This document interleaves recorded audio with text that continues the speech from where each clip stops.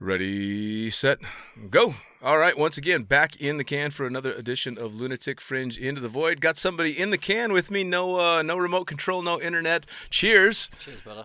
And who the fuck are you and what do you do? I'm Ryan Graney. Oh, shit. Some people just flinched.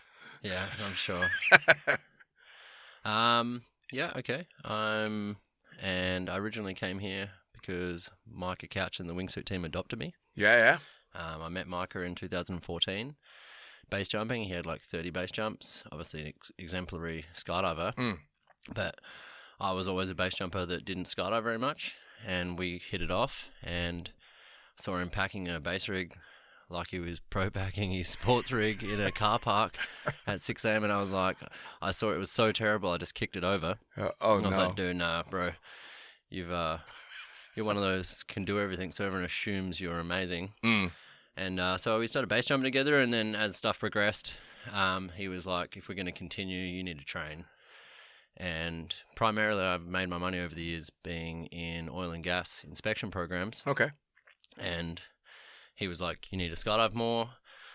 I'll get a budget from the wingsuit team and we'll bring you here. And I was going to be their driver. I was going to be the new Sergeant nice. of the wingsuit team. Yeah. And then I got here and I got a job doing what I normally do. But the job was I only had to work between 6 a.m. and 10 a.m. and the drop zone doesn't open until 11. So I could do everything when I got here, and it's a pretty cool way to come and sort of change my life. And now I'm just doing tandems and working on my CPL pilot's license. And nice. Now, how'd you get started in the sport? I mean, where was the first jump? Or was there anything extreme that led you to jumping off of shit and out of airplanes? Yeah, I was a climbing instructor when I was young. Okay. Up until about 24, and I went to Yosemite. Did 2 seasons there, and I saw a couple of guys base jump, like pre-YouTube, so you couldn't go look it up. Right. I saw guys jump off a cliff when I was on the cliff and was like, wow, they had 2 180s, and I was like, I'm hanging like 500 meters off a cliff. I watched 2 guys have massive offhandings and just face me on the cliff, and I was like, what is that? And my friend was like, it's called base jumping. Like, it's a way people get down off mountains when they... And I was like, I hate walking down. Like, I love climbing up. I got like shit knees and hips and stuff. Sure. I don't want to walk down with a heavy pack. Right. And I was like, can we just go do that? He's like, no, no, we can't. You need to go skydiving. It took me about 5 years to have enough money because I was a dirtbag at that point. So it took about 5 years to have enough money. So 2009, I called a drop zone in my hometown. I met Wildman, who's Adrian Thumer. Okay, yeah. I met him on an oil rig. Oh, wow.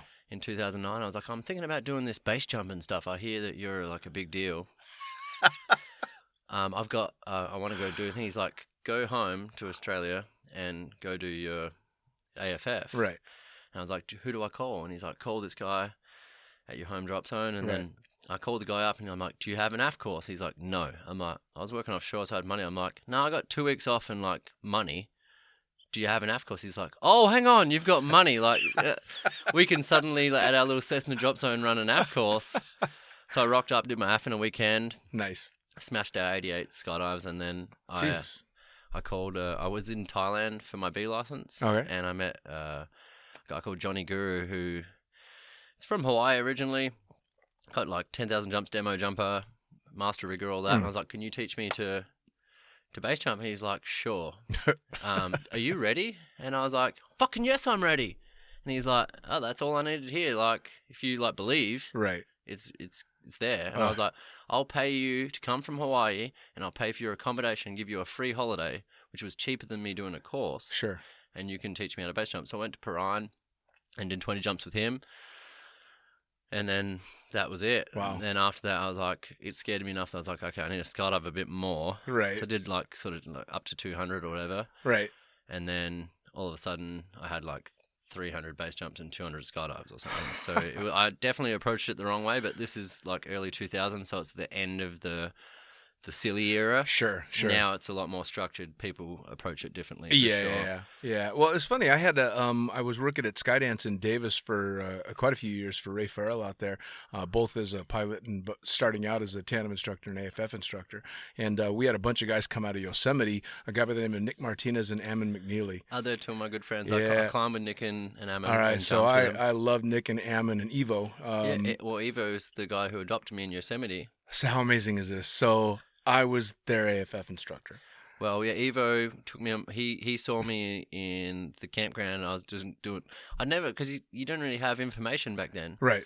So when I got there, I'd never seen magazines or anyone that had done anything crazy, Right. and I just assumed these were just normal people. I didn't realize that the level they're at. Yeah, they're not normal. And he was like, "You're fun and kind of crazy. Do you want to come and be like the support guy on our big wall attempt?"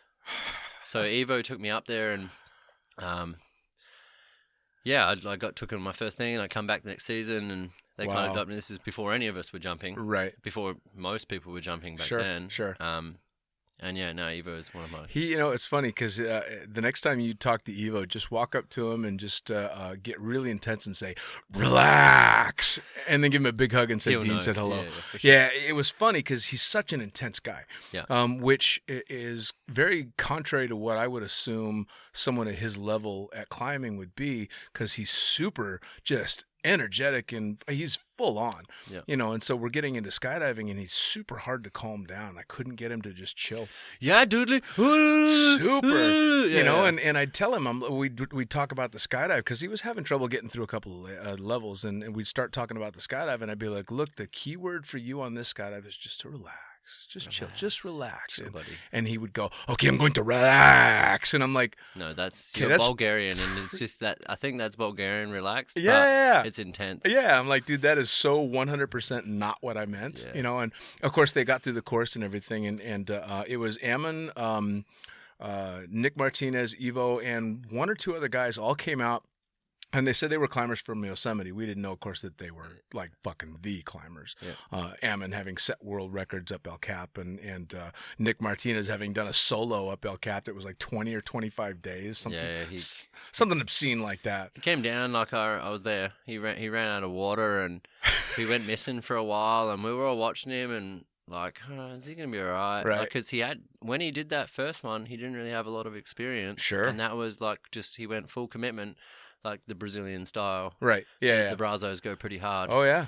And he come down, and we had a slideshow, which what it probably is, was the start of the Real Rock group. Okay. The Camp 4 Collective. Okay. With Renan and stuff. That was the group of the original outdoor content started coming out from those guys. Okay.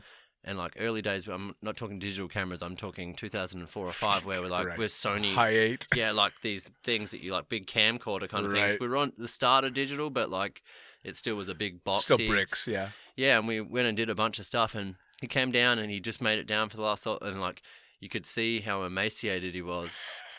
And he's like, and Nick's a thin guy anyway. Yeah, and like he'd had like 3 or 4 beers, and like I met this guy the first thing, and I was like, I'd just done a 5-day wall event, and I was like, Nick, how did you survive? And like drunk as shit, he was like, everything you need is inside of you, bro.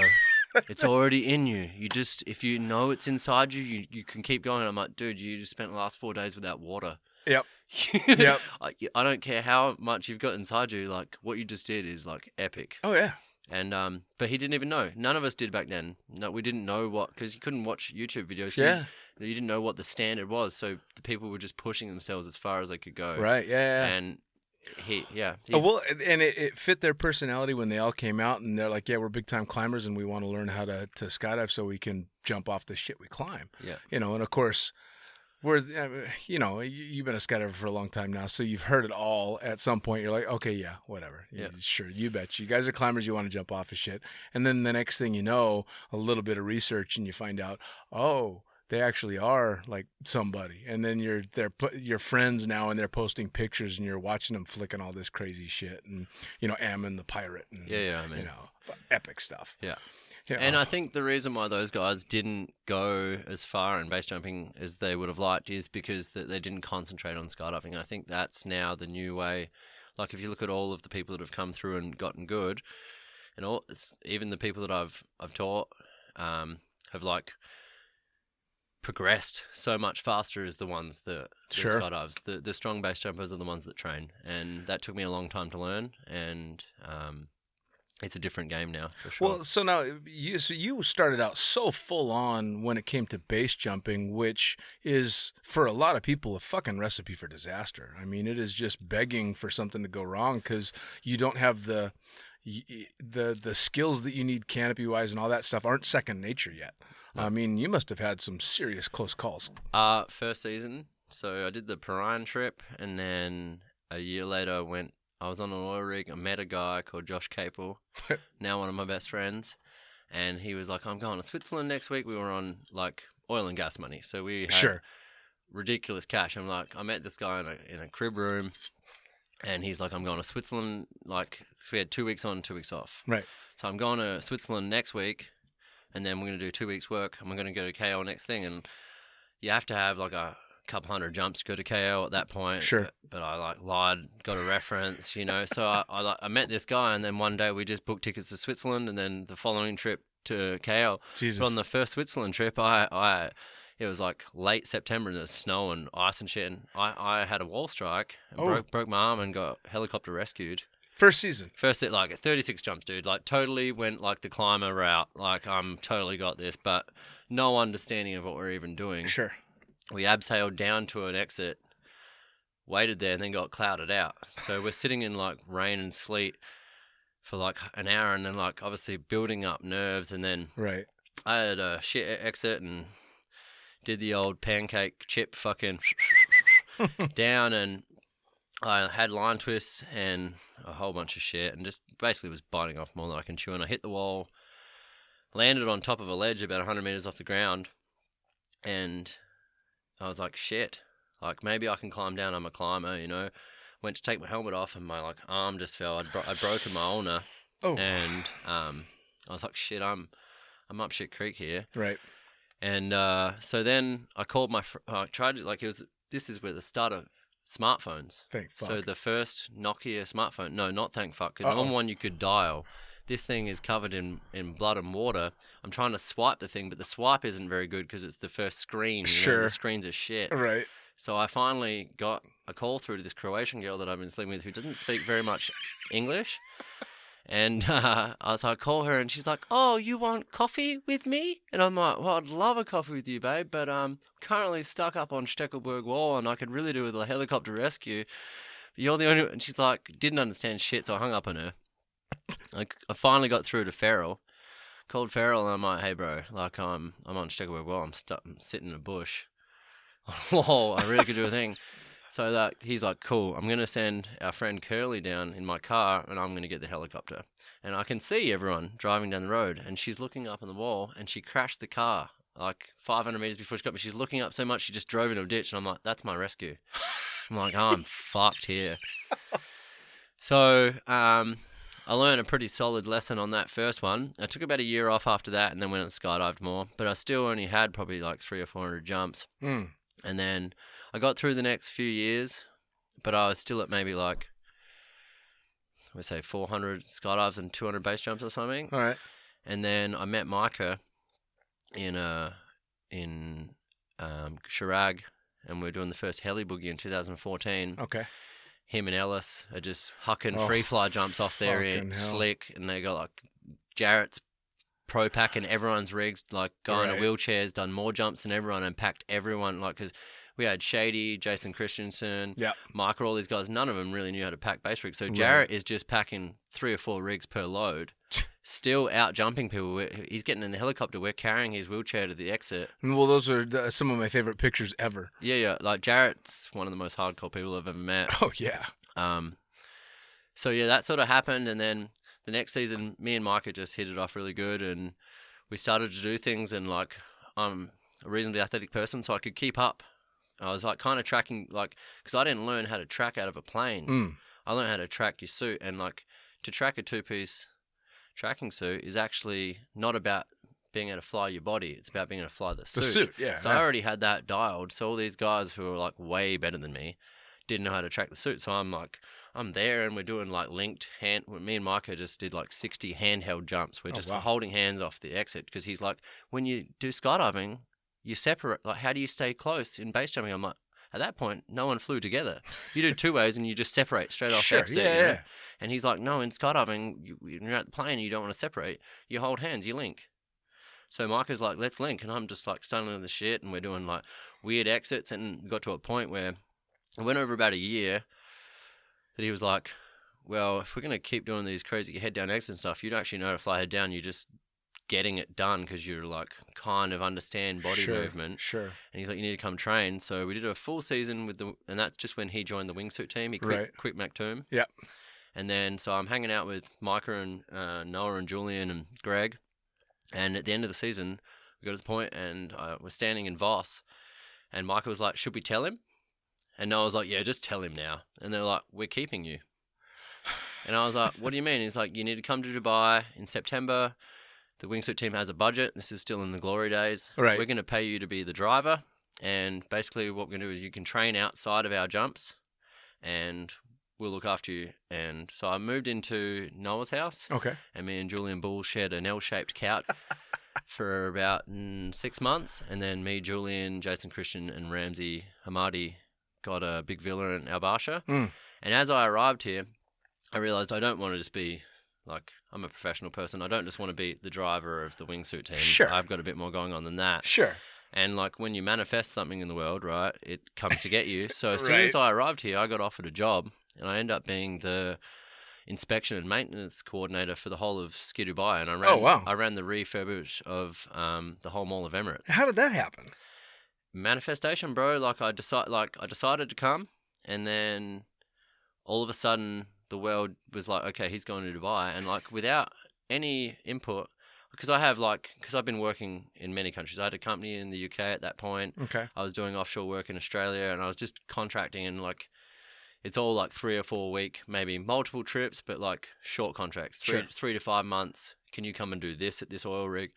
And I get a call from one of my offshore mates, and he's like, can you come to Dubai? And I'm like, no shit, I'm going there in 3 days. And he's like, well, dude, we got this contract and these Arabs will pay us to do like very little, but like just manage this crew. And I was like, I'm going to be working at the drop zone. I've got to jump from like 11 till 5. Like I'm going to be hanging out with Micah. And he's like, okay, we'll pay you, but you only have to be there from 4 a.m. until 10 a.m. So you do like your full day's work, but they didn't want us working during the day at Mall of Emirates. Right. Because the noise, we're like right above, après ski, we're right above that area. Yeah. So you know how the Mall of Emirates has the Ski Dubai? It's basically like a big freezer. Yeah. It's like a rectangle. There's an exoskeleton around that. And then there's the fiberglass that you see there. So we were doing all of the inspection on the metal fabrication. Okay. All through the whole thing. All right. So turns out they had an expectation. I asked the client at the start, like, how much do you want done per day? And I was like, as soon as they told me, I'm like, oh, I can do 10 times that without even any staff. Right. So like, I was like, I'll do twice as what you expect in a quarter of the time. And then I could go to the drop zone. Nice. So it just worked out really well and paid lots of money and got to hang out with the guys. And so now, again, you said you were a climbing instructor young. So how young did you get started with that? 16. I was going to leave school on year 12. I had a few problems at the end of school. A friend got in a car accident. I was like over it. My parents took me to a really nice private school. I got a bit of like the ADHD and all that sort of gear. So I didn't really fit into the normal private school environment. So I was going to quit. And then they were like, no, you can create your own subject and you can go work at this climbing sort of outdoor ed company. Sure. You can work every Friday during year 12, get paid for it, do 4 days at school, and the 5th subject can be like a business studies kind of thing, and you can write your own assignments based on what you do. So I became a climbing guide at like 17 years old. Wow.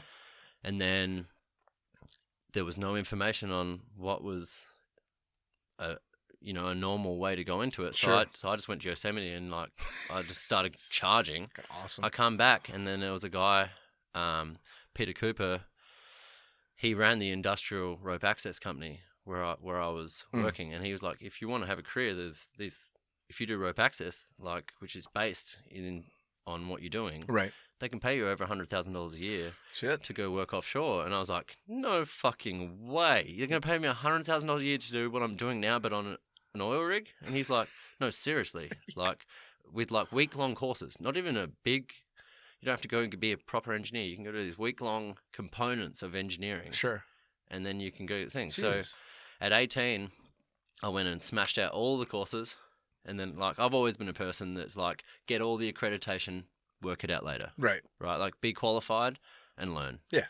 So I did that, and then all of a sudden at like 23 or 4, I'm offshore with like, $150,000 wage. Fucking can't beat that. And then I could start to I could actually fund. I was almost self-sponsoring my own professional climbing after that. It's kind of funny because I was going to ask what the family thought of the whole extreme sports thing, but I think you already answered the question just with problems in school and it leading the direction that it did. They probably ended up pretty damn happy. At the start, it was pretty hectic, to be honest. The first trip, there was no internet. So I went for 3 months. Oh. And like, this is where... we're talking the start of the internet, early 2000s. Yeah. So to contact mum and dad when I was away, the first trip, there was 2 computers in the library in Yosemite Village, and you had to book every Thursday. And if you didn't book, so like 6 weeks went by, my mum just assumed I was dead. And she's like, suddenly 12 weeks and like, young man, drunk, not very articulate. Right. I just went, everything's going great, love you. Like one shitty email. She wanted you dead. No, she was just like, okay, I suppose this is good. Yeah. But the first trip, I had maybe 2 emails in 12 weeks. And, And I left the country with like $1,400 or something, So she's like, okay, let's just hope. Yeah, he's dead or in jail. Yeah, and I come back, obviously super skinny. I've just been doing heaps of cardio and not really eating. So I come back at 65 kilos or something. It's funny how that works, huh? Yeah, and then I survived that, and she come back, and I think she was expecting me to go to university after, because originally I wanted to go to uni, and she told me I wasn't allowed to go. Wow. I said, I'm going to go be a surveyor. I want to be a geological surveyor. And she said, I paid a lot of money to go to private school, and then you kind of drank and smoked and did all the wrong things and got suspended. Every camp you went on, you did something, like a girl or smoked some weed or something, and you just got in trouble. Right. So she's like, I'm not going to pay for uni, because at uni they don't stop you from doing that. Right. So what I'm going to do, rack up a $60,000 uni bill for my son to get a degree, and he's probably not going to get it because he's just going to rage. And then I come back from the first trip, and she's like, what are you doing now? I'm like, I've just got to save money to go back to Yosemite. I'm a rock climber now. This is my life. Oops. And so for the first few years, she was like, okay, well, maybe we've not nailed this. Right. And then sort of continued, and then wasn't much longer that the industrial thing happened. Right. And it probably took till I was mid-20s for them to realize that wow, he's actually going to turn this into something. He'd found a path. And now they're like, okay, he's legit at what he does. Yeah. And now they're super stoked. But it took some progression. And it took that for them to grow at the same time. I definitely... Sure. Yeah. Sure. That's kind of awesome, though. I mean, I find that the people that have the hardest time finding that path are usually the ones that grip onto it so solidly and have everybody behind them. I mean, I had a couple of friends when I was growing up that always wondered what I was up to, but never worried about me. And I asked them, and they're like, dude, clearly you're going to be okay with whatever shit you figure out and try and do. You're going to be fine. It might not be what we'd pick, but we're never worried about you. Parents are a little bit different. Yeah, my parents are very, very they grew up in a small town. My dad grew up on a farm. My mum grew up to an immigrant German father, and they've always been people that went after it. And we traveled young, so I kind of had some inkling on travel. But real free life that most of our friends experience. Sure. They're only really getting there now, I guess. And I think at the start they were like, oh. Yeah, well, it's so off the beaten path and so out of the norm that people just assume that you're fucking up. Clearly, you're not doing what everybody else is doing, so something's really wrong. And even if you're actually succeeding in it, it's still something's wrong. You know, I had somebody the other day call me a wild turkey, which I thought was the funniest fucking thing ever. I'm like, wild turkey? I'm a glass of bourbon. Yeah, exactly. I'm like, and she went on to just say, no, you were always going to do whatever the fuck you wanted to do, regardless of, you know, what the social norms were. And at first I was kind of a little bit insulted by that. And then I went, oh no, that's right. No, my parents are amazing, and even though they didn't understand it, they believed enough for the start, and now they're fully supportive. Like, awesome. Awesome. They had enough trust that it's going to be all right. But for sure, I definitely gave them some worries. Yeah, probably mid-20s, I think, is when they started being like, okay, he's got this. Like, whatever path he's chosen, we don't understand it, but I think he's onto it. I think it was mid-30s before mine gave me that. Yeah. But, you know, I think I finally figured out that at least my mom for sure had faith in that I was, you know, at least going to be able to take care of myself when she showed up to take pictures. They just couldn't believe that I kept making money. Yeah, they were like, exactly. Fucking hell, how, like... I remember sitting there and, like, I paid tax one year and my mum was like, oh, what'd you turn over this year? And she was like, it was like the first year I might have earned more money than her. My mum's a very good professional woman. Right. And, like, she's always made good money. And I was like, this is my income. Yeah. She's like, shit, this is working. And I remember seeing her face when we went to the accountant, just being like, yeah, okay. Yep. All right, this is a real thing. I think that kind of was the same thing with my family when I bought a house in Vegas being a fucking stripper. And they're like, well, wait a second. Yeah, exactly. You bought a house? You're showing your wang to people? And they're like, you bought a house on this? Yeah, you're just taking your pants off for a living? That's what you do for money? And you're actually not just feeding yourself, but you bought a house. Yeah, and, like, because I'm like...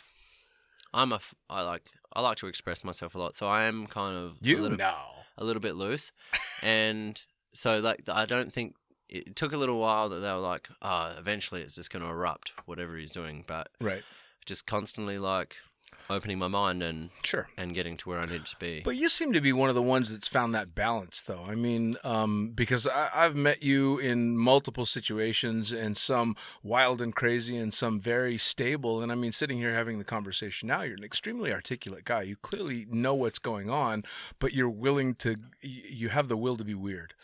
Yeah, and, like, I'm, like, actually a very, very rational person, and I choose, like, the weirdness. I really like awkward situations, and, like, I like to be uncomfortable. Really? Why? Because I think you grow in discomfort. Sure. And but all right. So define uncomfortable. Like, are we talking socially uncomfortable, physically uncomfortable, or all the above? Oh, really? Yeah. Like, like, I think you really learn about people, and this is what base jumping is great, right? Like, you're always putting people out of their comfort zone. Sure, yeah. So, like, I think probably, like, 100 years ago, people like us had to go to war and shit to go through, you know, for real, right? Yeah, like, I agree.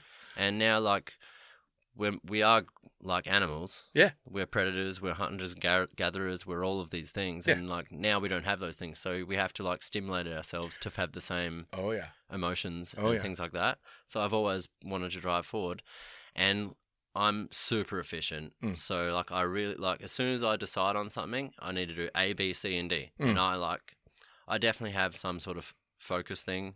Sure. With me. I don't know if it's, like, the attention sort of... Well, ADD tends to have people hyper-focused too, doesn't it? Yeah, well, I'm not actually diagnosed or anything. Like, I went through my childhood. I had a great childhood, nothing abnormal. I just think, like, I'm a little bit on... I think we all are to some degree. Tiny bit of that spectrum or whatever. Yeah. And so when I, like, focus on something, I go, like, uber into it. Hyper-focused, yeah. And for sure, that's what Micah saw in me when he wanted to bring me here. Sure. And, like, he's... for sure in that same... Well, come on, you spot the same tribe for sure. Yeah. You definitely, let me top you up there. You definitely spot people with similar tendencies, and I think that's one of the reasons that skydivers have so much in fucking common. Because whether you're a cop or a criminal, a lawyer, or a bag boy, because we've been drawn to this sport, we've been drawn to it, whether it's base jumping or skydiving, for very specific reasons. I think. Yeah. So just. That's sort of how it all began, and then as you get older and more driven, you want to, like, obviously do something real as well. Right. Like, work-life balance is a real thing. Yeah. And it's expensive to do the things that I do. So, like... Oh, shit. I know I've always been pretty good at sort of working out how to to make the money to fund that because. So now you did oil and how the fuck did you, so you got into oil and gas basically because you decided to go climb up rocks and it lent itself to this niche for work. Exactly, very niche. So rope access is they call it twin rope access. Industrial climbing is a thing that they use to get to places when you can't do scaffolding or approach it with cranes and boxes and different stuff. And on oil rigs, it's obviously in the middle of the ocean, so it's awkward to get there. Right. And it's not about the access. So if you can be a really good climber, it doesn't really matter. It's what you can do at the end of the rope that's important. So then I was very, very cluey early on. I went to Scotland. And that's where, in the North Sea, where oil and gas was created 40 years ago. And that stuff's been going on for a long time. So I was really lucky that I met a Scottish guy, Don Gibbons, in Melbourne, doing a shutdown. They call it a shutdown when they turn off the whole machine. Sure. And then you do a full inspection. Like, it's kind of like servicing your car. Okay. So I did one of them in, like, 2008. And they were paying, like, $600-700 a day to go to the thing. And I was like, 23 years old. I'm like, suddenly you're paying me like $4,000 a week to do this thing. And I just went to the team leader at the end, who was Scottish. I said, how do I continue to earn this money? Sure. And he went, fly to Scotland tomorrow and I'll have a job for you. And like, I'm a person that believes people. So I, like, a month later booked a ticket and was like, fuck yeah, I'm going. And he was like, sweet. He found me a friend to stay at the house, Scott Burnett. Sure. I stayed at this guy's house. I got there, and then the day I got there, the GFC hit. No shit. So I rocked up, and so the first 3 months, like, my parents were like, wow, he's committing to this. And this is the start of them believing. So I get there, and like, all of a sudden it turns to shit. So maybe he hasn't nailed this. So I'm there, and I've flown over there with no money. Right. And I've started to, like, look into work, and it's just not happening. Because the GFC hit. No, all the budgets have been pulled off the oil rigs. They're like, okay, we'll do less inspection maintenance this year. Right. And next year when the budget's back. So I get there, there's nothing happening. And at that point, I was a level 2 rope access worker. Right. So I'm like, shit, So I was like, fuck, I need to make this work. And I had like 2,500 hours. It's kind of like you log hours, the same you log jumps. Sure. So I had like 2,500 hours, and you need 2,000 hours to become a level 3. Okay. If you're a level 3, you're a bit of a unicorn. You could, like, gotcha. They write your own ticket. Yeah, you're a CI at the drop zone or something. Yeah. So I get there, and they're only hiring the big dogs, and I'm like, fuck, I need a level 3. So I'm like, call mum. I'm like, I need £700 to go do this level 3 course, and then I'll definitely get work. But now she's thinking I'm overcommitting. Sure. She's like, oh, you want more money? I'm like, look, trust me. Right. So I go into there. I walk in, I've paid. I walk in the thing. He looks at my logbook, and he's like, okay, so you got 2,500 hours, but 1,800 is level 1, and you actually need 1,000 out of 2,500. You need 1,000 as level 2 to progress. But and I was like, and I was like, so I can't do this. He's like, no. So I walked out the office. I'm like, look, I can't do this course. Is there any other courses I can do? Because I've got a credit there, Right. And I'm like, sure, you can do this magnetic particle. And we do it in aviation. You know what that is, right? Yeah. Doing the scans and the dipenetrant on the aviation parts. Yeah. And they're like, yeah, we've got this mag particle course. Do you want to do that? I'm like, fuck it. I've got the money. Like, mum's going to be pissed. Right. But at least it's another skill. Sure. I'll level up. Right. So I level up. I come out, and then still not enough. GFC is just smashing. So I go in my logbook. Sorry, Irada. I fudged the logbook and I changed the hours back. I had enough experience, but the dates were wrong. Right. It's like, it's bullshit. Sure. So, like, I fudged the books. I go back in. I get the level 3. Boom. £10,000 in a month. Jesus. And I'm like, obviously now 4 months have gone by. Mum and Dad are expecting me to fly home with my tail between my legs in a minute. And I'm like, just cashed in, Mum. I'm fucking sending. She's like, no way. You know what I mean? Her back. Yeah, and she's like, holy shit, like.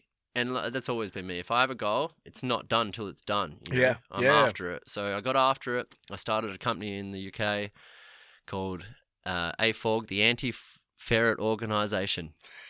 Anti-ferret. I got bitten by a ferret that year, and they were like, name your business. And I was like, I fucking hate ferrets. I couldn't think. I was like, what am I going to do? Like, Graney inspection or whatever. I was like, AFOG. Anti-ferret organisation. Just like, I don't know, I was like, why not? At a party, got bitten by a ferret. Like, fucking, like, making up shit as I go along. So I start this company, and then boom, I probably make like £80,000 in a year or something. and then I'm just flying back and forth, doing my jumping. Micah meets me and he's like, "What the fuck are you doing on oil rigs? You should be training. Right. Like, why aren't you just skydiving full time?" I'm like, "Because I don't skydive. I'm a base jumper. That shit's gay." And he's like, "You need to change your mindset." Yeah, who needs planes, right? Yeah, right. And like, because that was the original base jumper mentality. Yeah, for sure. It was either like there was the guys like JMO that came across, but the rest of us didn't have money it was for very that. separated, very much so. And speaking as a skydiver, when all that was going on, you guys were the Lunatic Fringe. It was the what do you mean they don't fucking skydive? And and I think what started to change my mind was Nick Martinez and Evo and all of them, because I watched them do this and then figured out who they were and saw the dedication. The knowledge of the mountains is equally important, Damn right. Yeah, and like that's the thing where I've been trying to bridge with the guys from here. Is like with the Matt and Nick, they don't have a lot of mountain experience. So the first seasons, like showing them how to hike out and do weird stuff, like that's where the connection came. Everyone had something to bring to the table, kind of thing. So now you've had. So how many base jumps do you have now? I'm not a very good logger, but about 900. It's a lot of fucking base jumps. It is, and like back in the day, 100 was a lot. Yeah. Oh shit! Back in the day, 1 was a lot. But like when me and Micah hooked up, the first season. Like, he was there with Shaney and, like, Craig Gerard and the whole wingsuit team. But Micah had, like, 30 base jumps. So he's like, we need to smash numbers because he's a skydiver. 6-8 a day, right? Yeah. So when they train, for the wingsuit team, it was always 6 jumps. So I was like, okay, we need to start pumping numbers. That's no problem. And there's a jump called Via Ferrada in Lauterbrunnen where it's a gondola and a 5-minute walk. It's one of the best jumps there. So we'd stay in the same place. We'd wake up in the morning at 6 a.m. We'd have a pitcher of coffee already in the fridge. We'd wake up at 6 a.m., walk to the fridge together, and just like hold a jug of coffee. And like in our underwear, in the light of the thing, because we didn't wake up Shaney, Right. So we'd be necking this pitcher of coffee, just handing it to each other. We'd get to the first gondola at 6:30. We'd do 6 jumps, be back at 1 p.m.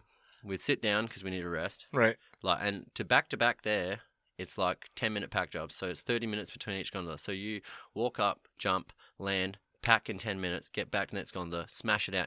In 6 hours, you can do 6 jumps. Jesus Christ. We'd smash that, go back to the villa, hang out, smoke all day, get totally baked. Of course. Because Shaney was hanging out with Craig Gerard, just doing fun jumps. Right. And then we'd catch them on the last 2 loads at like 4 p.m. So we'd do 8 every day, doing like 60, 70 in a month, maybe 100 sometimes. So like there was a year there with Micah where I punched out a lot of numbers. I mean, it almost sounds normal to me. It was a skydiving mentality for base jumping. Yeah, very, very much so. I mean, that sounds like a typical training day for jumping, for skydiving. All of the base jumpers were like, what the fuck are these 2 mental people doing? Yeah. But we were like, Micah's like, no, we hold hands, we link, and we pack fast, and we like send it.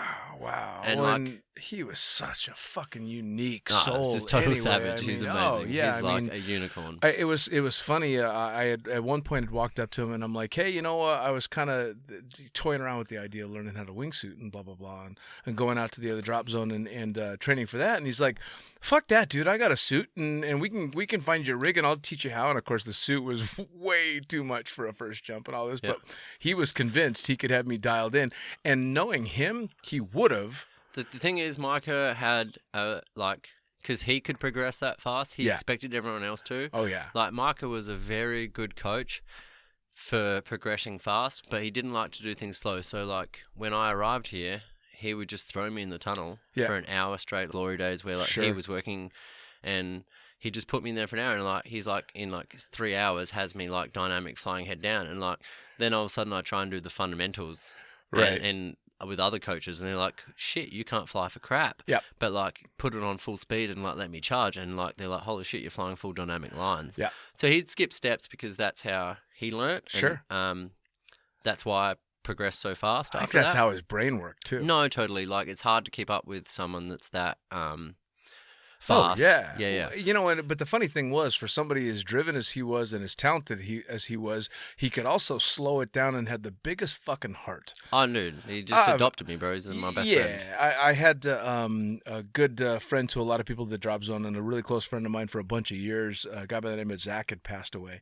And I think Micah was one of the first people to spot me on the drop zone, either the next day or the day after, first day I had flown again, and made a beeline 100 meters away. we loved him too, and gave me this big hug that I didn't want because I knew I was going to break down like a fucking 4-year-old. But that was Micah. Yeah. He just has such a big heart. He wouldn't let anybody be hurting if he could avoid it. No, his whole goal when I came here was to make me a real skydiver, and like most of the things, he did everything he said he was going to do. He's gone fucking space, all of the shit. Like, it sucks that he had to pass away for it to happen, but he called it. Yeah, like, he's there. And, like, he brought me here and was like, he threw me in that tunnel, and, like, he beat the shit out of me for a long time, bro. But, like, in a very quick space, he brought me to a place where I could at least keep up, and I owe him everything. Yeah, no doubt. Now, back to your progression in base jumping, and you had your wall strike and the broken ulna in the first season. I took some time after that, and then I came back to it. This is like way before Micah. This is 2011. I think 2012. I had the wall strike. Okay. I met Micah in 2014, and I'd gotten back to like being a good two-piece tracker. I learnt the suit, not tracking. Yeah. So like for a while there, I had a lot more two-piece tracking jumps than most people, because at the time I was working offshore in the UK, so I could like be there for most seasons and pack it. So I probably had like 300 two-piece tracking jumps. And when Micah arrived, he's like, holy shit, you're like hammering that suit. And like, he's in Mactoom and I'm out tracking him. So he's like, teach me the suit. And at the time he had what the fuck, I lost the name. Jeff, not Provenzano, the other one, Jeff. Yeah. Oh, yeah. Yeah, he was making the suits. The guys. Yeah, he was making those suits, and he was flying a prototype, and we were having these great grunt jumps together. And he's like, "Sweet, so we need to like learn how to like track properly, and then we can go further." Sure. So at that point, he was like, "Let's start wingsuiting." I was like, "Cool." So I went and did my first wingsuit jump with Renee Terstegen. Okay. At Brento, I did one wingsuit jump, and then Noah asked Micah to join the wingsuit team after Mactoom kind of fell apart. Right. So Micah's like, I'm a wingsuiter now.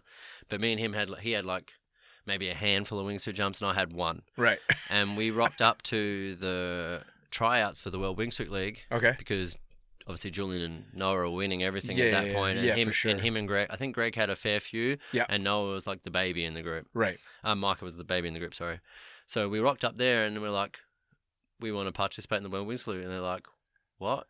You guys have got like Micah's got like maybe 50 base jumps. Right. And he's obviously a sick wingsuit pilot, and like you've got like 400, but like you've got no business being here. I remember them saying like, oh, you've got to have this many wingsuit base jumps to be here, and then Micah just screaming out in the pre-briefing, being like, oh, what are you talking about? I got like 36. And we're like, Micah, shut the fuck up. You got to be kidding me. So we ended up opening the event and putting in like 6 times. So they wouldn't let us actually try out, but they would let us test wins. Okay. So me and Micah have just like, we've just held hands for like the last 80 base jumps. And they're like, you two can do a linked exit. We went to the pool and just did like 500 wingsuit base jumps, exits into the pool. And then we rocked up and had like the best exits out of the whole crew. And Micah got a sick time. I was still in a Phantom, so I like just plowed through the sky and like stuffed it. But we were in Voss, and the whole squad was there, and we partied pretty hard and hung out with Shemi, and there was a bunch of really cool crew there, like Shani Perro, and it was just a great fucking trip. And at the end, as everyone went to the airport, they were like, "Hey Ryan, you're moving." Like, is this a question or no? You are. Yeah, it was a statement. And Noah was just like, "Yeah, you're gonna live at my house." Awesome. Yeah, so that's how it sort of happened there. Now you're you started out season 1 with an injury that took you out for a year. Gave you a little pause for thought as well. You're just coming off a recent injury as well. Yeah, so I had 8-year gap. I went back to it so I finished last year was shit. Like after Micah died, I kept jumping flat out, and Matt and Nick were doing their first really good season. Sure. And they started, like we were jumping, and Russell came in before I left. They started doing their flippy doos and their crazy head down stuff. And like I knew they had it, but it just felt to me like it was happening again. Sure. So we had with the 3 of us traveled together, and I was like not enjoying it a lot, but I was going and sending a lot of big exits with them, but I wasn't having fun. I was getting down and like I wasn't even smiling at the end of jumps. And I had a chat with Nick, and I was like, I think I'm done. I think I'm finished with base. But I hadn't really addressed how I felt about Micah dying. And it's only been recently that I feel like I'm getting to the point that I've let that go. So 2018 season, I didn't have a lot of fun with them, and they were having a great time, and I knew I was bumming them out. Sure. They were like really charging and doing a really great job. Right. But I was like hating on it a bit because it scared me. Well, yeah, you think you're staring down the barrel of another loss. Yeah, and I was just like, shit, you know. So like, it wasn't really working for me, and I was like, maybe this is it. Maybe like I've done my bit, and it's over. And then started having a couple of fun jumps. We went to Turkey as a group with Vitor, and then it wasn't just wingsuiting. It was like all ranges of things. And like, I'm a base jumper more than a skydiver. So when it was like all of the aspects of base jumping, I was in my zone. Sure. And like, I got happy again. Sure. And I was like, oh, okay, maybe I can work through this. And then I spoke to Shani a little bit and started to work through some of the emotions. Like, she's just a rock. She's she's more evolved. She was more evolved on it than I was, and which is surprising, being his wife. Sure. So I like, when she gave me a little bit of perspective on like how it really was, I was like, okay, I think you can't not come face to face with that kind of strength and walk away going, whoa, because that's a level of strength and dedication to a lifestyle and choices and decisions that I don't think I can fathom. It's one of the reasons that I'm not a base jumper. I still don't get it. But I also know like other people that have had husbands and wives die in swooping accidents and stuff, and like, you got to make a choice whether or not you still want to be involved in parachute sports, right? Well, and there's even, and I'm sure maybe you had it in base jumping and I had it in skydiving, but at every point, a jumper, whether it's base or skydiving, comes to that point where they have to decide, is this who I am or was I a tourist? Yeah. And it's usually the fatality of a close friend, or you were there for something really bad and you have to go, oh, fuck, this is actually who I am. You know, for the rest of them, skydiving was something they used to do back then. Yeah, or base jumping. You know. So that sort of continued, and then this is like, so last year, so Micah was in 2017. In the 2018 summer season, I was struggling. And then I continued in, and I was partying more. You could tell I was deteriorating a little bit. Like, the partying was becoming more, and I was like not dealing with stuff. So it continued further. That was a direct result of Micah? I think I didn't really grieve until maybe a year later. Okay. And then so like it started to come out. And I was like not paying the respect to what I was doing very much and being very complacent and just running on instinct. And then I went through the whole season, and another person died, G. Will, a close friend, and I was there for that one. And I've managed to skip it for the whole time. Like, I've never been there. Like, my first mentor, Alex Duncan, I left the day before. When Polly died, I left the day before. I've never been there for it, which is, it multiplies. When you have to do with the family and all that stuff, it gets really, really a lot more. When you can just pretend it didn't happen, it's a lot easier to, like, we're men, we just shelve it. Yeah. Yeah. So at the end of 2018, I've always been a very functional person that liked to party, and then I started to maybe abuse, not use. Sure. And it spiraled a little bit. I started putting on a lot of weight. I wasn't eating well. I didn't have a good nutrition. I definitely wasn't taking enough water. And as the season built on, it got crazier and crazier and crazier. And then I had to deal with Grill's family, and it was hectic. And then, so I was like, I'm going to fly home and see Mum and Dad for Christmas. And that was September 2018, last year. Went home, chilled out for a bit. And then I was like, I'm going to go do the base boogie in the Blue Mountains in Australia. And I've always wanted to go. I've never jumped a lot in Australia, and I know that it's a very technical jumping environment, and I think I just assumed I had it, and I rocked up there, and I think everyone that I was jumping with assumed I had it because of my experience. But in Europe, you don't jump stuff like that. It's out of my skill set. Those guys are really technical jumpers, and like, they have a special skill set that no one in Europe has. We all land in grass, beautiful grass in Europe the whole time. These guys are landing in tight landing areas, which we're all capable of doing, but it is different. Sinking in, a lot of half-break stuff, which I'm just not that good at. And then I had a couple of bad jumps, but I was like drinking a lot every night, and I just was being complacent. And it wasn't even a bad crash that I had, but I just cooked this jump, dude. I just can't even explain it to this day, because I feel like I can still do what I was doing, but whatever happened, I had a bad landing. I like came in, let the canopy surge, and thought I had it. Then just had this surge and forward speed, and I couldn't stop the forward speed, and I just landed against this boulder, and it just was an undulating rock. And both feet, I was like, okay, I'm going to PLF here. Sure. You know, so I like slammed a big flare in, put my feet right out in front of me, lifted my knees up, put my feet into it, stood it up, and was like, oh, I've rolled my ankle really bad. Yeah, shit. I was like, okay, I just took my container off and I walked off. I was like, guys, grab my shit. Right. It's going to take a while to get back to the car for me. I'm super bummed. Walked up. It was New Year's Eve. Got to the car. They had a moon boot in the car because everyone gets broken in Australia. So I put the moon boot on. New Year's Eve kicked off. Took a disco biscuit and an endone and got on with the night. Sure. Mate, I got a cooler with ice, filled it with water and ice. I put that on a skateboard and was dancing on the D floor with it. It was ridiculous. So I was meant to fly back here on the 2nd of January. Right. Pick up all my stuff, move to Switzerland. That was the game. Right. And then my mum was like, just get a scan, you retard. For a smart guy, you're a spastic. Mum's just like slapped me in the face, you know. And like mom. Yeah, she's like, just at least know what's happening before you leave.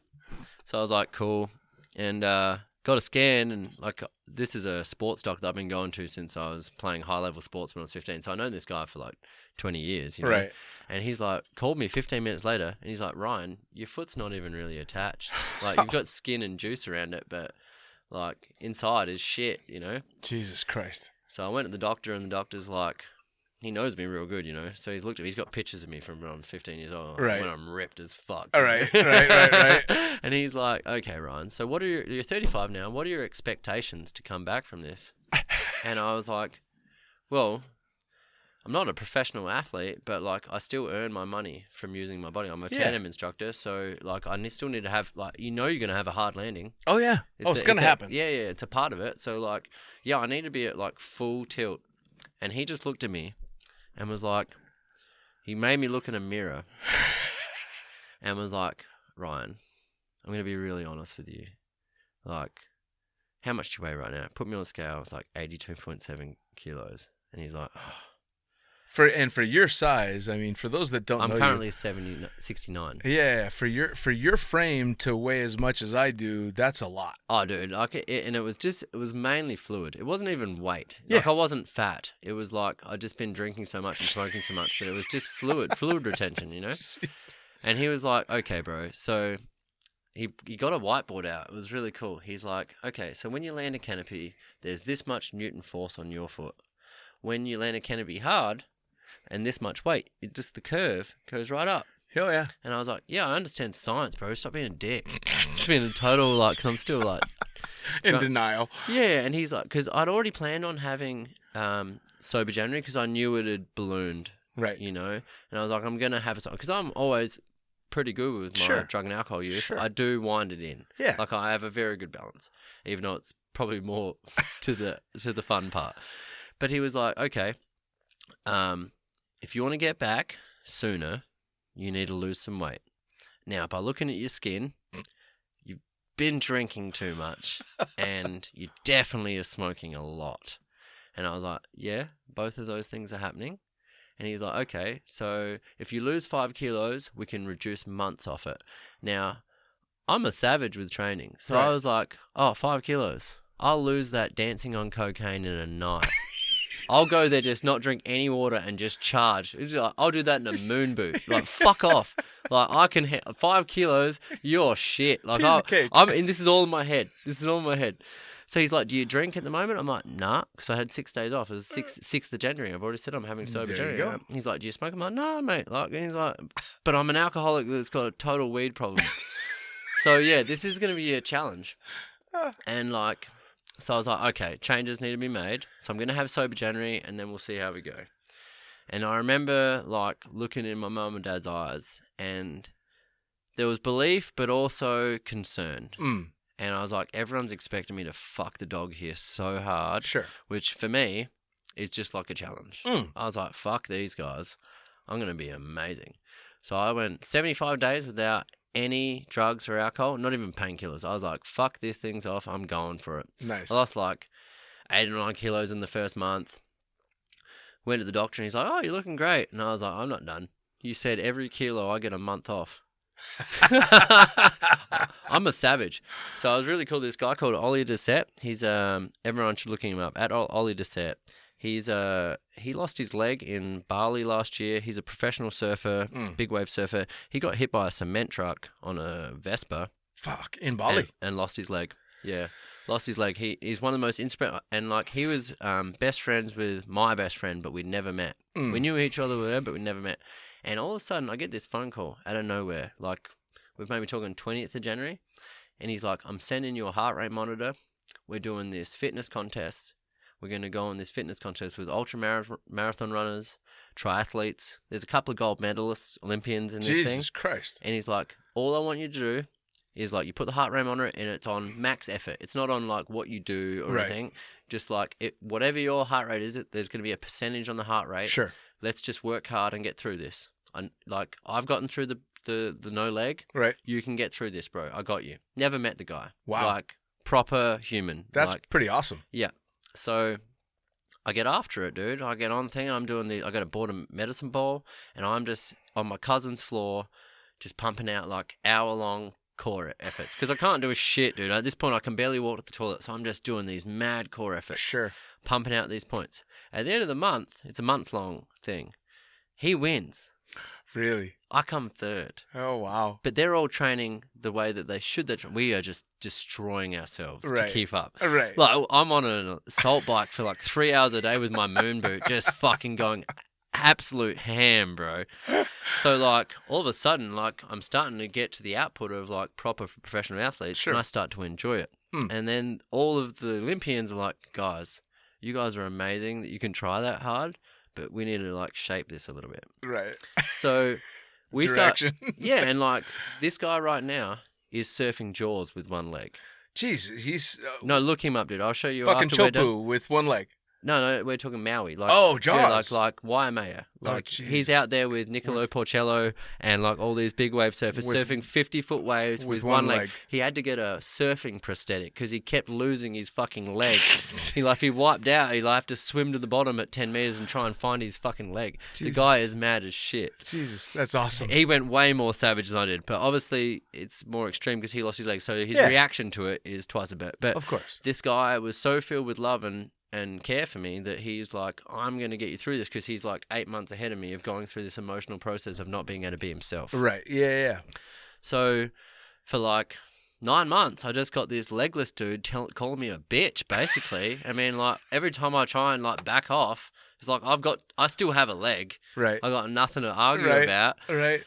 So then, like, the first 3 or 4 months, it was pretty disjointed training, and then it got really crazy, and I got down, like, I started training for marathons and shit. I'm, like, still considering one. I just did the first 6 week of a marathon prep, and, like, I ran a few 15 and 20K runs. And it's a fucking hell of a run, man. Yeah, and, like, it became my thing. I'd just wake up and I'd go to the gym for 3 or 4 hours because I'm unemployed, and when, like, I basically allocated myself an amount of money for the year to do that, and I didn't want to hang around with my friends. So that's at about March, I decided I was going to become a pilot. I needed to engage my brain while I was healing as well. Yeah. So I flew to Townsville, which is 2,000 kilometers from my house. It's like North Queensland, and I decided I was going to be a helicopter pilot. Just because I think helicopters are cool, and I had spare money and time. Like, it's very rare that you have free time and money at the same time. Normally you have free time and you're poor, or you have money and no time. Yep. So I was like, fuck it, I've got both at the same time. I'd sold my house in December. I'd got a tax exemption. I was lucky that, because I'd be bankrupt right now. Right, those dominoes fell in the right way. Yeah, like the universe was like, "You're being a dick, and we're going to slow the world down." Honestly, dude. Like the universe, because I snapped my Achilles twice. Oh, Jesus. I did it on New Year's Eve, and 7 weeks later, because I kept saying, "I want to be old Ryan again. I want to be old Ryan again." Turns out old Ryan is what got me in trouble in the first time. Yeah, and he's a cunt. We don't want old Ryan. We want Ryan 2.0. Sure. So 7 weeks later, I snapped it again, trying to ride a bike the day after I got my moon boot off. Oh, Jesus. I'm a fucking idiot at best of times. So the second time, I had to sit down and have this mad self-reflection. I was like, shit, I've fucked the dog so bad here. So I was like, I can't be around my friends and family because they have expectations who I am. And even though they're supportive, they expect me to be the same person. Sure. And if I want to rebuild, I can't be near them. Yeah. Well, let me ask you just in regard to that. So you spoke slightly about substance, alcohol, and weed and stuff like that. With alcoholism and with weed, is it an expectation kind of thing, or is it an access kind of thing? No, I'm super functional, even if I'm doing all of those things. Sure. If I get understimulated, I do crazy shit. Sure. And doesn't mean I don't get all of the right shit done. It just means I don't have enough right shit to do. Sure. And things. So I was like, maybe I need to, just for health reasons and blood flow, because the heel has no blood flow. So Sure. that was the first reason. They told me if you keep doing these things, the blood flow to the heel is going to be it's going to take twice as long. Like you'd have 2 Sure. years without walking properly. Oh, Jesus. So I was like, how quick could I fix it? They're like 9 months if you totally changed right now. And I was like, so for you, walking away from the booze and the weed and stuff was relatively easy in the addiction side of things. No, he just said, how attached are you to walking? And I said, very fucking attached. Nice. And that was enough for me because I'm just like, well, you and I know enough people that are the opposite to that would have to struggle over, well, wait a second, I got to put the bottle down, and I got to do this or that. And I think that's my spectrum coming on. If I'd make a decision, it's done. Good. Yeah. So it wasn't actually that hard for me, to be honest. The first 75 days, I went completely clean. Had my birthday, I had a little bit of a play, and I, can I say things? Yeah. Yeah. So I did some Molly on my birthday, but I didn't drink. I had peppermint teas the whole time of the party. Just drinking. Like chicks were coming up to me like, "Can I get you a drink?" Like, Sure. I know you can't walk to the bar. I'm like, "Yeah, I'd love a cup of tea." Sure. And so then the things that I really feel detrimental to me are tobacco and alcohol. Fucking hey, right? They're the two things that I could, if I could press a button and never have them again, I would press it. And it was a very easy decision for me. Alcohol is, for me, I hate the fact that I'm a comfortable casual drinker now. Yeah, my mum and dad are really cool people. I can take them with my friends any day of the week. Nice. And I saw that the whole crew was outside. So I'm like, let's go outside. The squad's out here. We go out. My mum's a very pragmatic person. She's like me, very planned. I'm definitely more like my mum. And we're sitting there and she's like, so what are we doing on Wednesday? And I said, well, we're actually going to go take LSD and go to the water park. After about 30, I made a decision. I'm just not even going to lie. What's the fucking point? No, I want to come to family shows and be able to do drugs and not drink. I'm better. I'll dance with my grandma and Molly. I'll be a piece of shit on alcohol. So, So I just said, Mum, this is what I'm going to do. And I knew she heard but didn't listen. So Wednesday comes around. And I'm not going to mention names, but 5 very prominent people here came to my house in Albasha. Awesome. And I made everyone a cup of coffee. It's like 10 a.m. And I kind of thought, if you're going to go rack a line, you go to the bathroom. And everyone's like, I can't be bothered fucking having everyone shuffle out to another room. I'm just I'd already told her. So I just went and poured the bag out and all the squares tipped on the table. I'm like, everyone have a square. And my mum's like, what's that, Ryan? And I was like, it's acid. She's like, I thought you were taking LSD. And I'm like, Mum, it's the same fucking thing. She's like, for 10 years, I thought you'd taken 2 different drugs. So that was good news to her. Yeah, she was like, oh, okay, cool. So we get to the fucking water park, and we're all standing there in the line, and it took longer than we expected. So in the line, I'm like, oh, shit, it's getting deep already. So we get inside, everyone's sweating profusely, and it's getting a bit much. I really need to get in a water slide and refresh. Right. We get there and she's like, all right, everyone put your stuff in the lockers. My mum's a leader. She runs the show. She's a CEO. She's an amazing person. Right. She's a great leader. And so everyone puts their stuff in the thing, and then she comes back and she's like, so how do we know where to go and stuff? And I was like, well, Mum, look, this particular person is the most fun. I think she should choose who gets to go to the first water slide. Right. So, and this person's like, but first I want a group hug. So everyone just hugs my mum and dad. All these sweaty trippers are just hugging my mum and dad. And then she's like, well, how do we choose which water slide after that? And everyone's like, I think we should share. We just go in alphabetical order. So for the rest of the day, and we get to the first water slide, and there's the double seats, And I'm like, Mum, I'm feeling a bit uncomfortable. Do you mind doing the water slides with me? And obviously my mum's like, you want a water slide with me? Yeah. I want to you're my mum. I'm not going to, you're not going to water slide with anyone else, are you? You're my mum. And she's like, you want to water slide? I'm like, sure, I want to share with you. You're my mum. So she's getting hugs. People are sharing. She was loving it. She's no, she got to the end and was like, I like trippers. She's like, she hates drunk people. My mum doesn't drink. Yeah. She's like, fuck drunk people. My dad had 2 beers at lunch. She's like, Ryan, you got to drive to the restaurant because, like, your dad's been drinking. And I'm like, fucking hell, mum. I don't think you understand this drug, but sure, I got this. Like, fucking, I'm like Tron driving through, like, our bar shit trying to take us to this restaurant. So after that, my mum has actually relaxed a lot. And I think she's actually thinking about going to do ayahuasca in Costa Rica now. Wow. Yeah, she's progressed a lot. She's had some health problems and has gotten to the CBD. And like she's seen, like, after, like, it's taken her 20 years of watching me smoke weed and hating it. Sure. To realise that it actually, like, now people with epilepsy and stuff are getting fixed through this. So, like, I actually helped my mum do her first drug deal last year. She was just trying to buy CBD, but the guy was, like, it's illegal in Australia. Right. So it took, like, she had to go to a strange place and do some, and she, Sure. So I'm standing there in a tie-dye shirt, and she calls me one day. I'm like at her house. She's like, I tried to do a drug deal and it didn't go right. And I'm like, Mum, like, she's a real estate agent. So I was like, well, whenever I ask when I do some real estate stuff, I ask you because you're an expert. If you want to buy drugs, you should probably call me. So I took my mum on her first drug deal. Awesome. And yeah, not actual drugs, CBD. Yeah. But now she's pretty onto that, and she's She's an advocate for CBD now, for sure. You know, it's so funny. All of us have progressed from. Yeah, well, we've been so pre-programmed, you know, and I'm older than you, and probably closer to your mom's generation, and you get it beat into you, you know, your entire life. I grew up with the just say no generation, and you know all this shit in the United States. And all of a sudden you realize it's actually healthy for people. Yeah, well, and I realized on my own doing, you know, Molly and all this stuff in raves that quite frankly the option that I had chosen was dramatically healthier than the drinking and the beer and the this and that and all of this stuff that's taken 30 years for the general public to catch up. I hope in I don't think I'm going to have children, but in the next generation, I feel like alcohol is just going to be seen as a poison. For sure. Like the masses, obviously, it's going to continue for a while.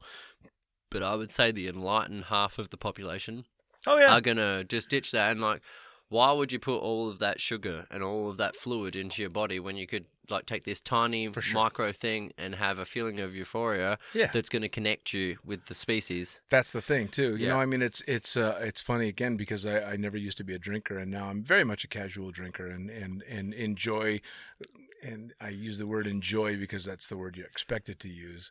I'm not. I enjoy the feeling, but the post, like, if I have one beer, I won't train the next day. If I stay up till 4 a.m. on Molly, I'll have a 4-hour sleep and get up and crank in the gym. Oh, yeah. I'll just go and stretch, and I'll get there, and all of a sudden I've ran for 95 minutes. I've done an hour and a half of gym. I'm fucking pumped as fuck. I come out, my endorphins are massed. Oh yeah. Like, well, back in the day, it was I had a friend that wasn't involved in the party scene at all when we were promoting raves, and he asked the sideways question. He's all, "How come all the ravers I see are in such good shape?" And my dance for 6 or 7 hours a night, bro. They're cranking. I drink nothing but water. I dance all night long, and at the end of the day, drugs work much better on a healthy body than they do on a fat, shitty one. So. Well, this is funny. I used to say before I spiraled with the emotional problem with Micah and other people, it was like.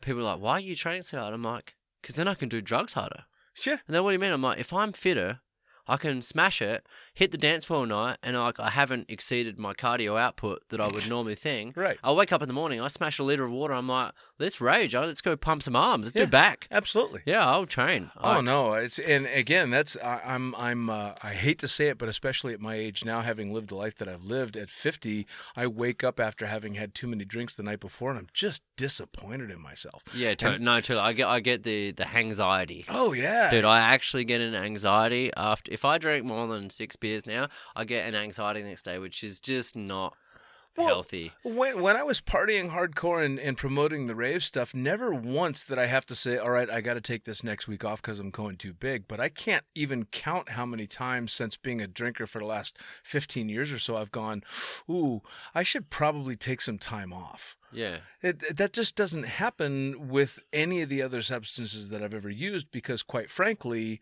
they don't lend themselves, at least the ones that I did, never lent themselves to using way too much. The only thing that I don't want to ditch, like, and this is what the big thing is, like belief systems, right? So for many, many years after being in Europe, I kind of believed that you couldn't smoke marijuana, like, because I mean, 50-50s, right? You just smoke like half tobacco, half weed.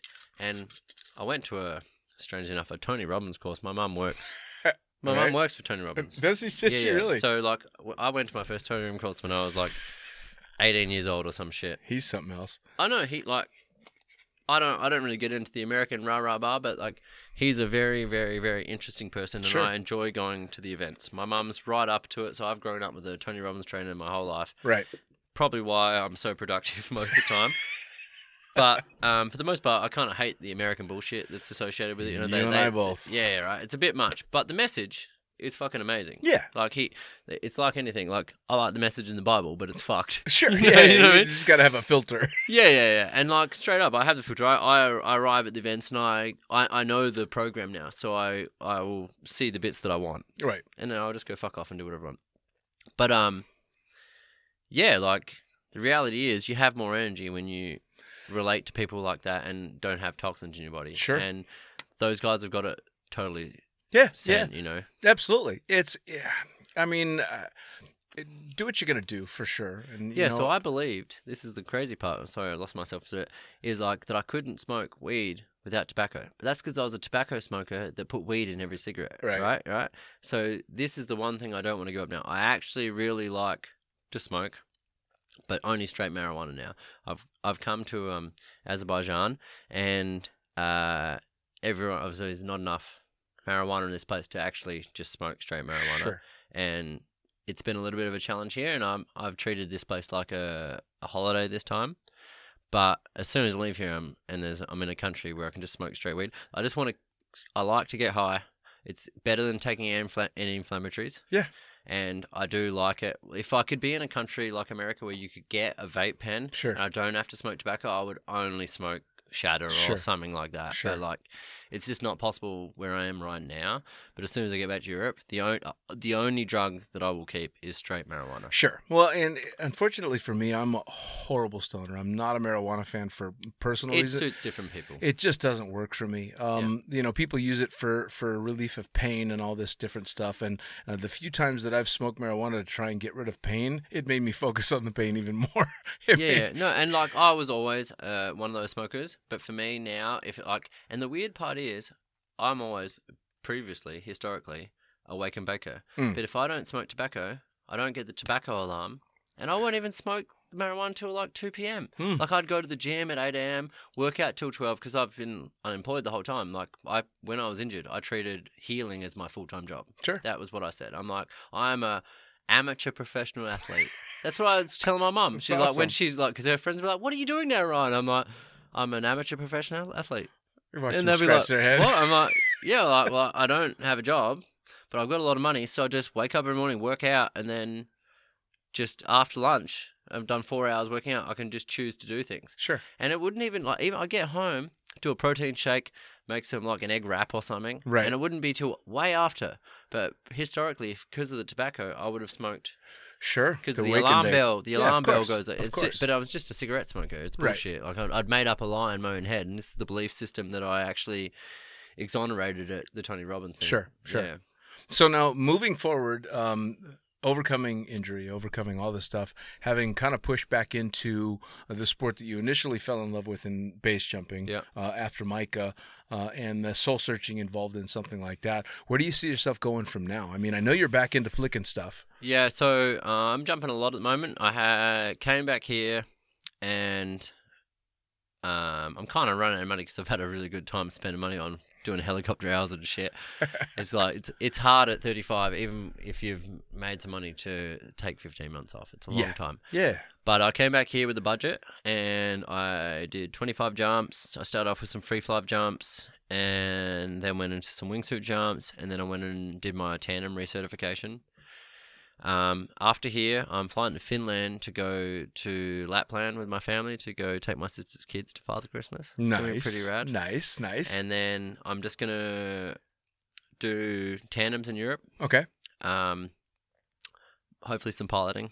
Cool. Continue the hours going like that. My plan is next year Australia has a kind of like student loan thing going on for aviation school, so I can go back and can finish my CPL next year. Awesome. I'll crack that, and ideally, my goal is in the next 18 months to have a half flying tandem.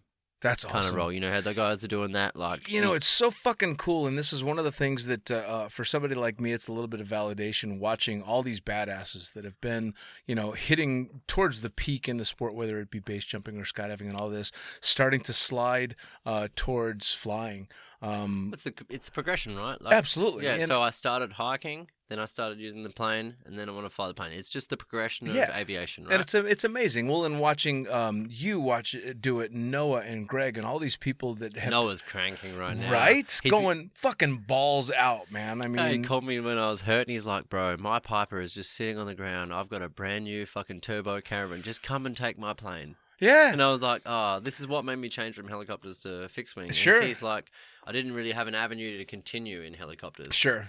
Well, and especially with fixed wing, because of all the people that you know in the sport, you hit a certain point and you can write your own ticket. Yeah. And it's just super, super cool to see everybody heading that direction and falling in love with it as well. Because I've had so much fun. Oh yeah, dude. Well, and it's kind of best. funny because I've had a lot of people over the years kind of wondering that don't fly. Why the fuck would you give up jumping full time to go fly a plane? It looks so boring, and I'm better like, than flying your body. I'm like, it is so intense. You have dude, no in the idea. helicopter, they're like, I can go proxy for 90 seconds on my wingsuit. Yeah.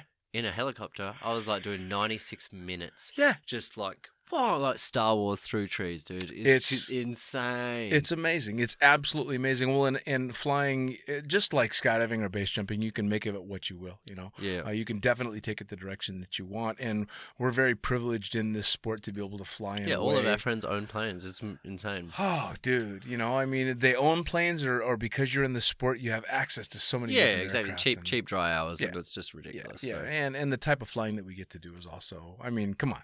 At the end of the day, I spend my work day taking my friends to altitude, throwing them out of the plane and chasing them to the ground. And when we really want to play, it's like, okay, Dean, I'm going to get out my big wingsuit. You bank 180 and I'm going to just be on top of your plane the whole way. And like, we can do rad things. And like, I don't want to have fat people strapped to the front of me when I'm 45 years old. Right, yeah. It's like, I can already tell my body's deteriorating. I'm going to keep it as fit as possible, but do I want to like hang Asian people on the front of me for like the next 10 years? Yeah. No, there's going to be a point where I'd like to coach some days and then fly the plane other days, and I just want to diversify. And I've always been about certification. That was me too. I mean, I thoroughly enjoyed my time as an active professional skydiver, and hauling meat was always fantastic. But I'm 50. Yeah. And I've strapped enough big people. I don't need to do it anymore. Yeah, you don't need to meet girls on the front of your shit. No, so it's over, man, I'm not trying to get laid from a tandem anymore. And so now, for me to be able to go out and just do a fun jump now and then, or do a hop and pop, but I'm still in the sport, deep in the sport, and flying every day and loving every bit of it. Well, this is the thing with helicopter. I got like, this is crazy. I was like obviously grasping at straws when I got hurt. So I was like, my friend came over to have a barbecue, and he was like, you should become a helicopter pilot. He was one. He is a helicopter. And I was like, yeah, I totally should. Helicopters are badass. And then I was like, all right, sweet. So I booked into it. And then at like hour 15, I started to hear about the jobs that were available to me. And I'm like, I ain't doing that.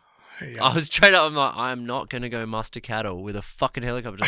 I spent 10 years going offshore and hiding in a fucking oil rig. Right. I'm not going to go to a farm 2,000 kilometers from any city and hang out with fucking cowboys. I'm sorry, I'm not doing it. They started offering me jobs. I'm like, fuck you. Yeah. So then I was like, holy shit, I've just like spent 20 grand on nothing.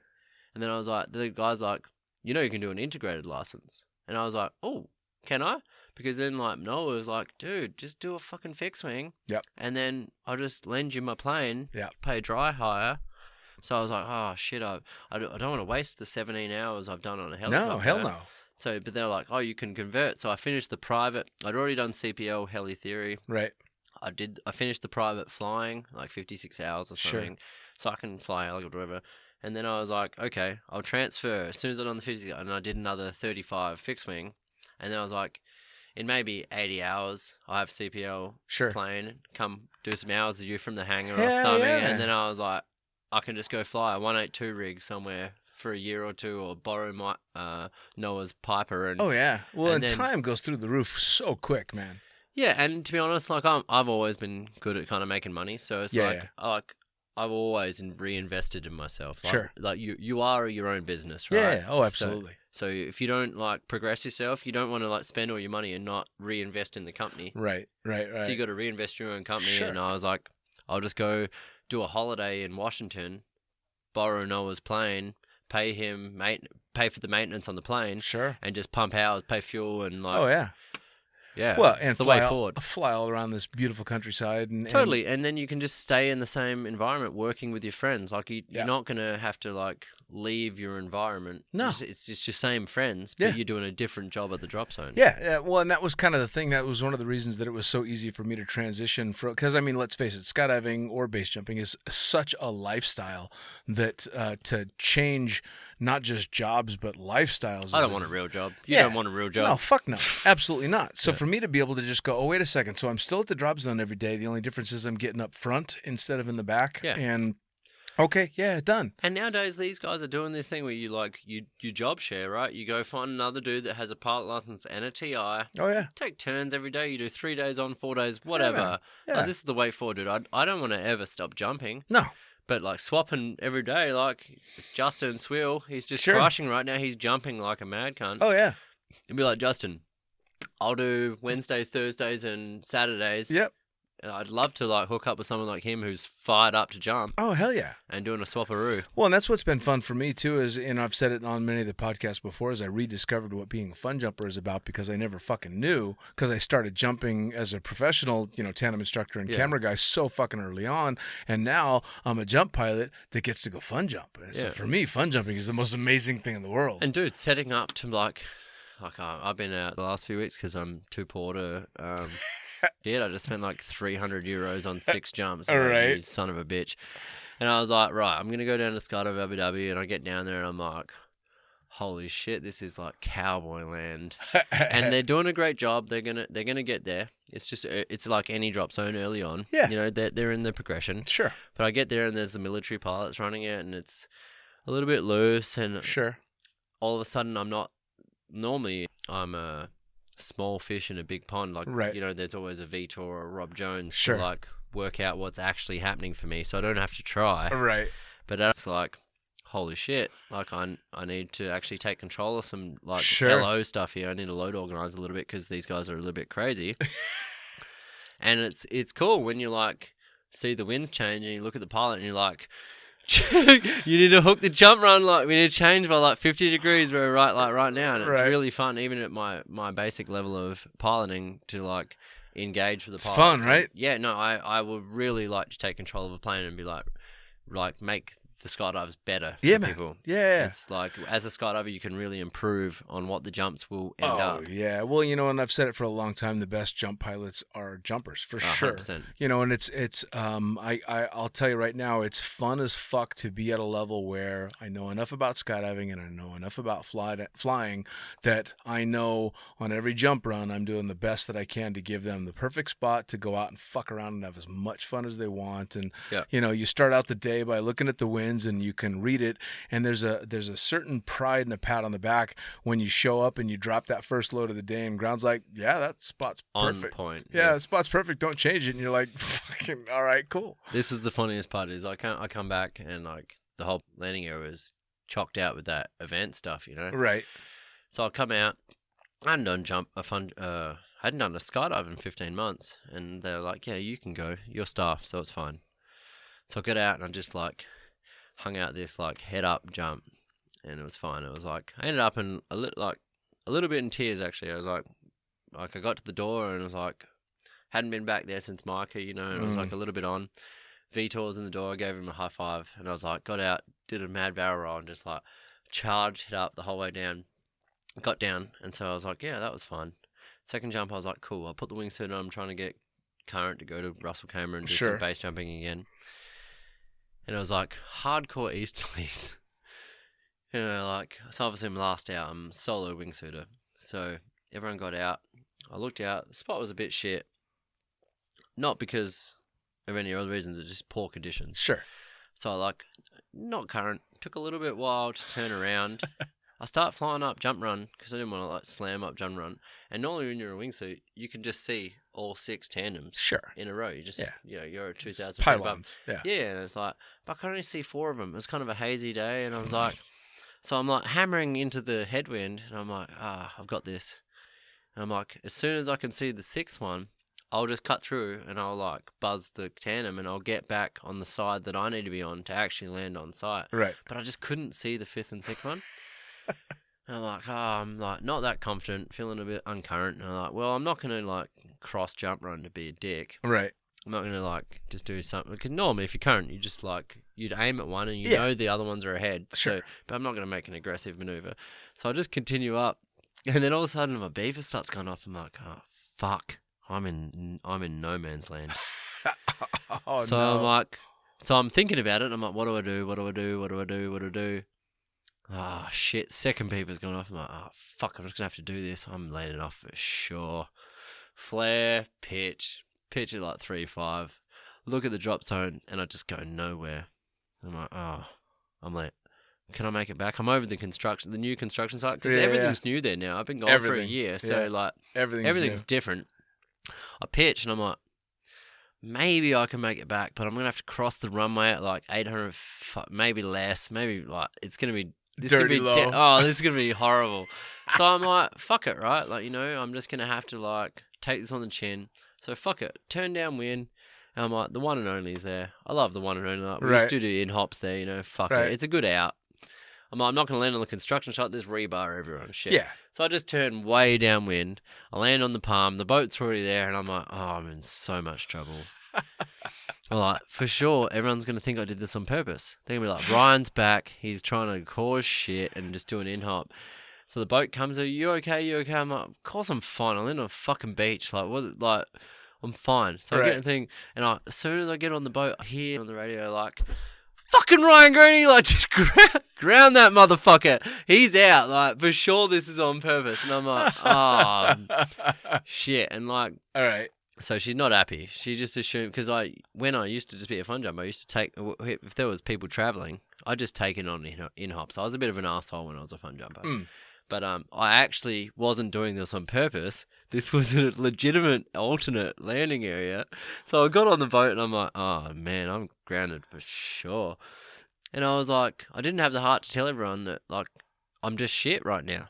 Right. I'm just uncurrent. Right. I'm just totally fucked up. I was like, everyone's hating on me. Like, I walk into the packing area and everyone's like, just getting the slow cat from people. I'm like, I wish that it was me being an asshole. Yeah. I honestly wish that I chose that and that was me being funny about like, no, this is my second skydive in 15 months and I just ate shit. Like, you just fucked it up. Yeah, I just fucked up and like no one believed me because they assumed that I had enough fucking. Of course. Yeah, but of course. I had to walk in and manifest and be like, I'm really, really, really, really sorry. We're the victims of our own reputations. Yeah, right. And like, this is the funniest part is like when Greg hired me, because I went to the desert as I was deciding I didn't want to be a rope access engineer anymore. Right. And like I was about to quit my job at Ski Dubai.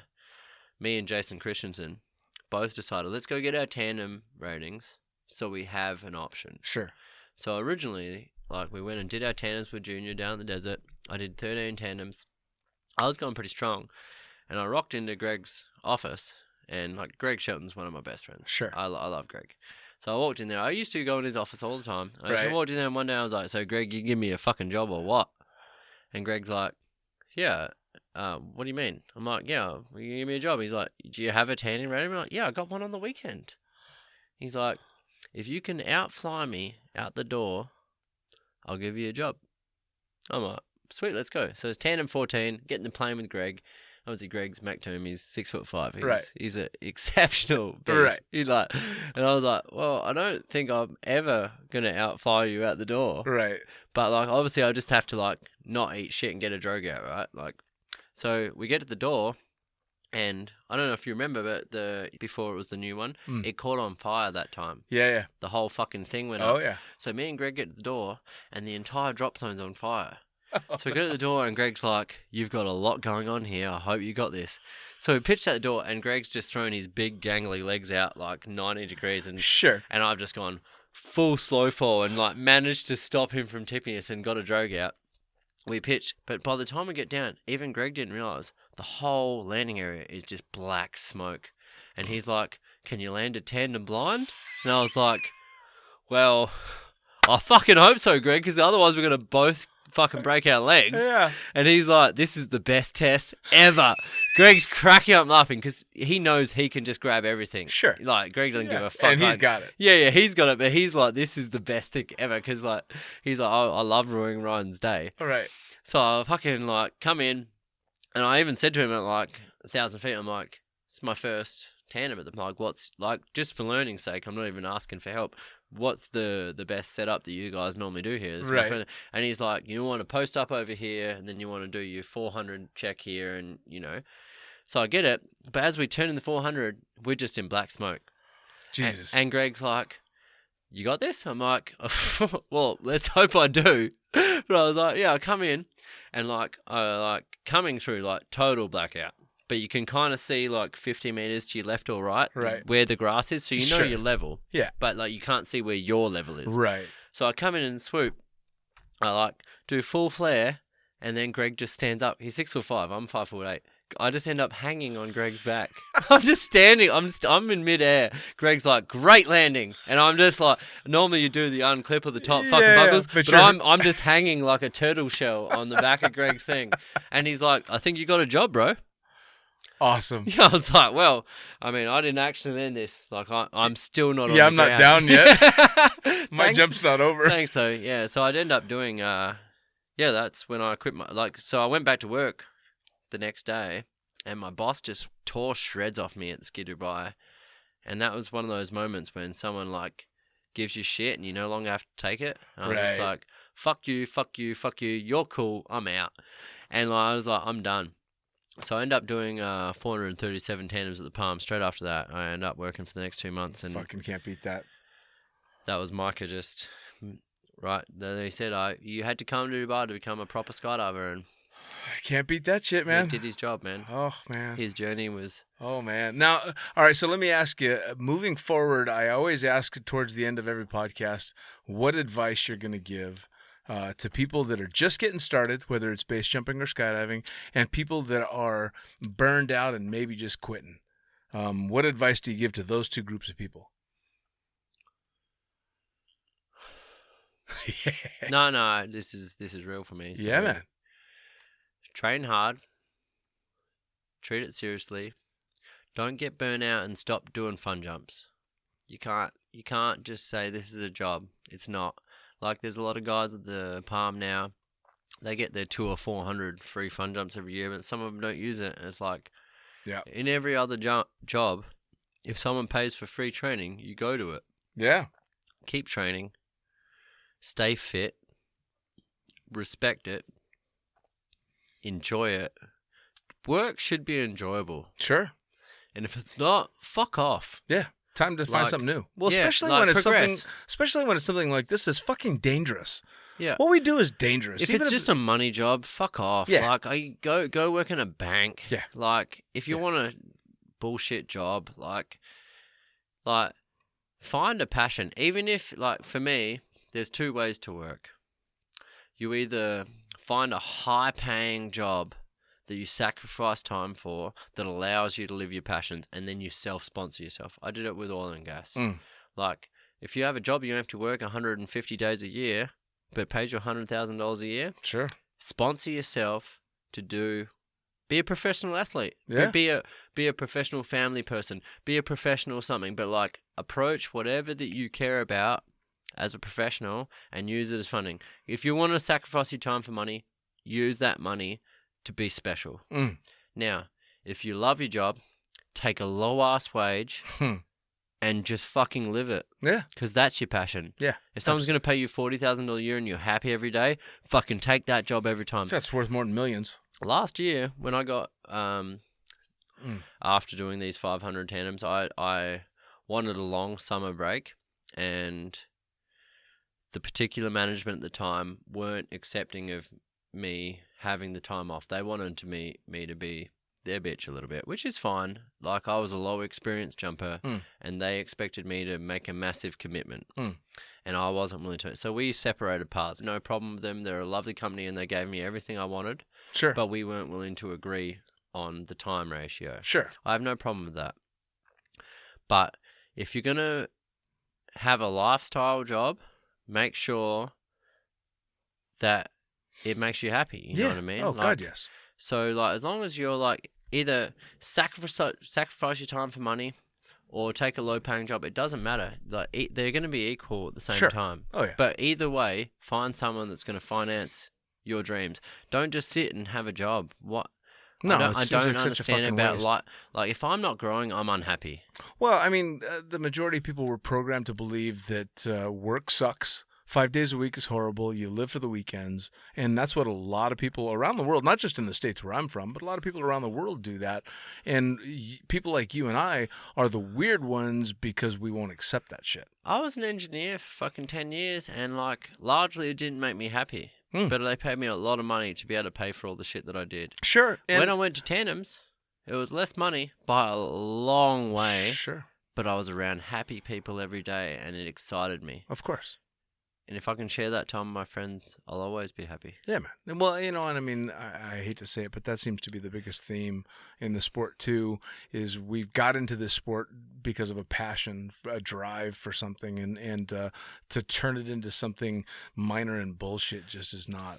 Yeah. Growth or happiness. Now, whether you need to get the money to pay for the growth or you're getting the growth through the employment for a small fee, it doesn't matter. But, like, choose growth. Sure. Well, and that's the thing is people just assume that people like you and I don't do anything we don't like to do. That's bullshit. I've done a whole fuckload of stuff. I have buried myself in a pile of shit several times. God, yes, absolutely. I've done shit for years that I hated, but there was a means to an end, and there was at least a direction that I was going. I worked in factories fucking operating forklifts when I hurt myself before. Like, whatever is going to get you to the next step, keep growing. Absolutely. And, like, that's the thing. Like, people get married and have things and they're just trying to sustain shit. Fuck sustainability. Fuck it. Yeah. Like, I would prefer to be fucking homeless than be sustainable. Yeah. Fuck that. Like, just grow. Yeah. And, like, you can grow in any fucking way. Just...